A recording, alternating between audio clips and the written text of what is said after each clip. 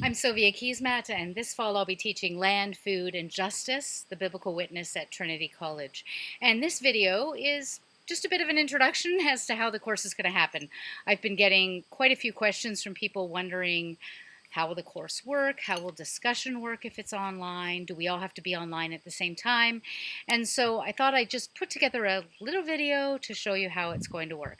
So the first thing you need to know about this course is it is asynchronous. That means that you don't have to be on your computer at any specific time. We are not meeting all at the same time. The course will have instead weekly modules. And what you'll be doing is working through those modules each week at your own pace, in your own time. So it doesn't matter if you're not able to be available for the course at a set time. And these weekly modules are going to be structured so that you have a little bit of leeway within the weeks. So there will be discussion forums way down here, if you can read that, discussion forums that will be happening, and they will be kind of on a 3-week cycle. There will be social forums, which we'll do right at the outset. Everybody has to participate in those icebreakers so we get to know who's on the other side of the screen. But there will also be discussion forums in which you can post questions to your fellow students or to me, and there will be a discussion forum where you are required to write a response to a specific question or to reflect on the readings, and then we'll be required to respond to what other people have posted. But that will only happen once every 3 weeks. So there's a little bit of leeway within the 3-week period in terms of readings and modules. There are also each week going to be videos, kind of like this video today, but with better quality for the background because of the lighting problem I'm having later in the day.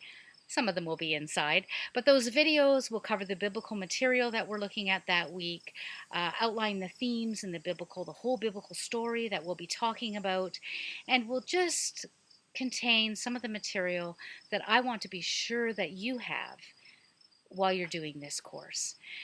There are going to be the normal things that you get in a course. There's going to be written assignments, there will be readings.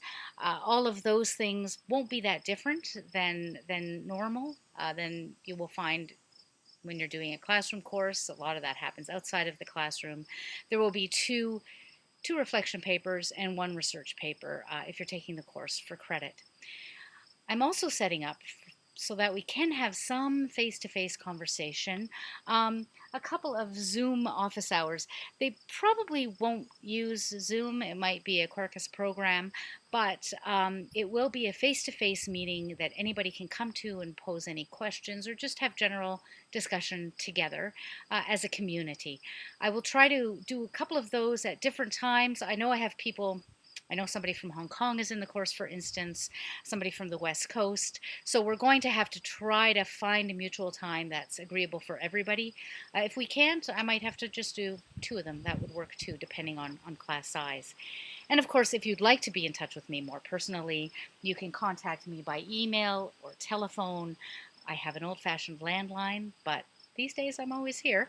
And so we can just talk more privately and more personally about any questions or concerns you might have for the course. So all of that to give you a bit of an idea of how the course is going to function. I should tell you that interesting things might happen in this class. As I began to video this, a masked frog just hopped up here and has been watching me do this whole video, which is pretty cool. I took a picture of him, so I'll probably post things like that during the course as well.